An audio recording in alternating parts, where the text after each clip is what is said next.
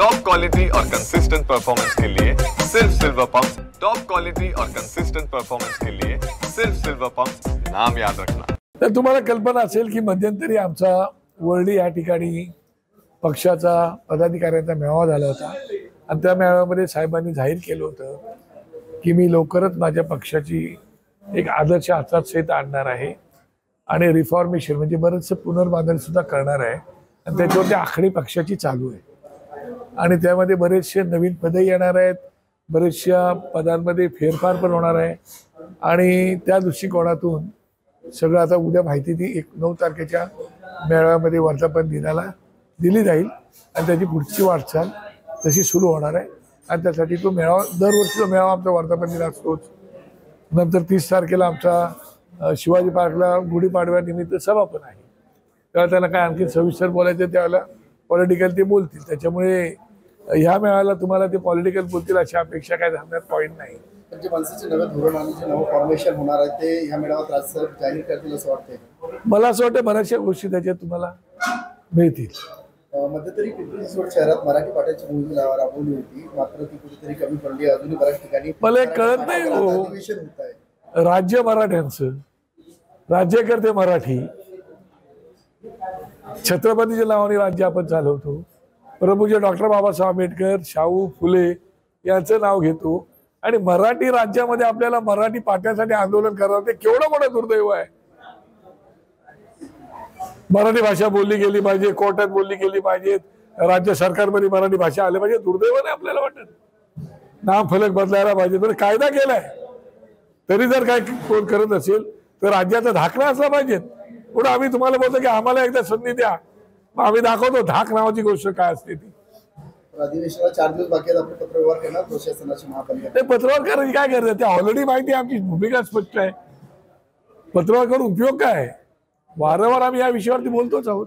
Marathi delivery बॉयला पोलिसांना sir न म्हटल्यामुळे मारहाण झाली, आर्मीमध्ये हा प्रकार घडलेला आहे। गेल्या काही दिवसांमध्ये मराठी डिलिव्हरी बॉय असतील त्यानंतर मराठी लोकांना मारहाण करण्याचे जे प्रकार आहेत ते वाढतात। नाही, त्याच्यावरती राज्य सरकार म्हणून गंभीरपणे दखल घ्यायची गरज आहे। काय केवळ महाराष्ट्र नवनिर्माण सेनेनेच त्याच्यात दखल घेतली पाहिजे असं काय नाही। आम्ही दखल घेतली का आम्ही गुंड ठरतो, मग कोर्ट कचेऱ्या आमच्या मागे लागतात आणि मग तुम्ही आम्हाला बोलता आम्ही गुंड आहोत म्हणून। ते गुंड त्यावेळेला तुम्हाला चालतात, निवडणुकीला चालत नाहीत। पोलिसांकडूनच असं मराठी माणसांना मारहाण, तर पोलिस जाणून बुजून पोलिसच करतात अशातला काय भाग नाही, पण राज्य सरकार म्हणून जबाबदारी घेऊन त्यांनी त्याच्यावर कारवाई करायला पाहिजे असं मला वाटतं आणि राज्य सरकार त्याची दखल घेत आहे। या सरकारमधले अजून एक मंत्री जयकुमार गोरे अडचणीत येण्याची दाट शक्यता आहे, कारण त्यांनी पाठवलेले फोटो आणि त्यावरती आता हा विषय मला नक्की माहिती नाही, मला पण कोणीतरी सांगितलं, कुठल्या पेपरला बातमी पण आली, त्याच्यामुळे जे गोष्ट मला माहिती नाही भाष्य करणं पण उचित नाही। मसाजू प्रकरणात अजित पवारांनी धनंजय मुंडेंची पाठराखण केल्यामुळे हा त्यांचा राजीनामा द्यायला वेळ झाला। मला असं वाटतं की दादांनी निश्चितपणे त्यांना अगोदर सांगितलं असेल, पण शेवटी कसं असतं की आपला पक्ष आहे, पक्षामधला आपला कार्यकर्ता आहे, प्रॅक्टिकल काय ते बघितल्याशिवाय कोणी निर्णय घेत नाही आणि म्हणून त्याला कधीतरी उशीर झाला असेल, पण आता राजीनामा शेवटी झाला। 82 दिवसांनी राजीनामा झाला, 86 की 82 दिवस झाले। कोरटकर सोलापूरकर प्रकरणामध्ये मनसे कुठे कमी पडली काय रस्त्यावर उतरण्यामध्ये? नाही, कमी पडायचा विषय येत नाही। एवढ्या महाराष्ट्रातली लोक जागृत होऊन काम करतायत त्या विषयावरती, त्यात मनसेची पण लोक आहेत ना, त्यासाठी मनसे पक्ष कशाला उतरायला पाहिजेत? माझे विविध पक्ष, माझे सगळे कार्यकर्ते ते जातीनिशी उतरतात त्याच्यामध्ये, त्यामुळे काय समाजवादी पार्टीचे आमदार अबू आझमींचं निलंबन नाही, अबू आझमीला ही सवय लागून राहिलेली आहे की काहीतरी असं भडक बोलायचं आणि लक्ष वेधून घ्यायचं आणि चर्चेत राहायचं आणि जणू काही मी मुसलमान समाजाचा तारणहार आहे अशी भावना बोलून दाखवायची। हे त्याचं नवीन नाही, ते सगळ्यांना माहीत झालेलं आहे, पण त्याच्यावरती कठोर कारवाई जोपर्यंत होत नाही, कारण त्यांना ही सवय आहे। मागच्या वेळेला पण ते देशद्रोहाच्या गुन्ह्यामध्ये असेच त्यांच्यावरती गुन्हा हे झाला होता आरोप, आता सुद्धा अशा प्रकारचा आरोप त्यांच्यावर होतो। त्या सगळेच पक्ष बोलत आहेत, सरकारने त्याची दखल घ्यावी। महायुतीचे 2 पक्ष कोरटकर आणि आपला अबू आझमीविषयी बोलतात, मात्र कोरटकर आणि सोलापूरकर विरोधात बोलत नाही। बोलायलाच पाहिजेत ना, बोलत नाहीत, बोलते हवं तसं बोलत नाही। कृषी मला असं वाटतं की शेवटी कसं आहे की त्यांच्यावर कारवाई होणं गरजेचं आहे, त्याप्रमाणे एखादा शोध चालू आहे, एकाने माफी मागितली, बऱ्याच संस्थांनी आंदोलनं केली त्या बाबतीमध्ये, आणि राज्य सरकारने त्याप्रमाणे त्यांना समज पण दिली असेल.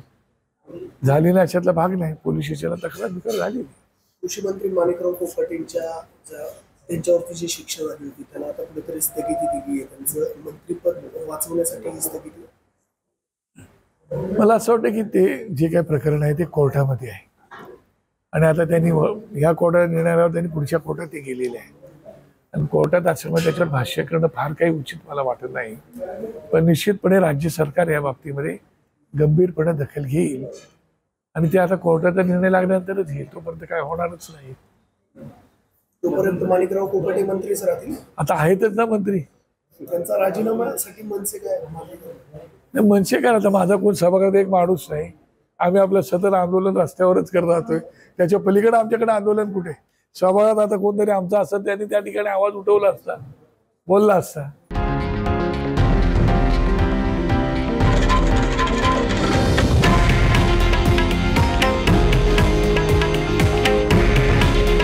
हे आहे देशातील नंबर 1 न्यूज नेटवर्क आणि आपण पाहत आहात TV9 मराठी.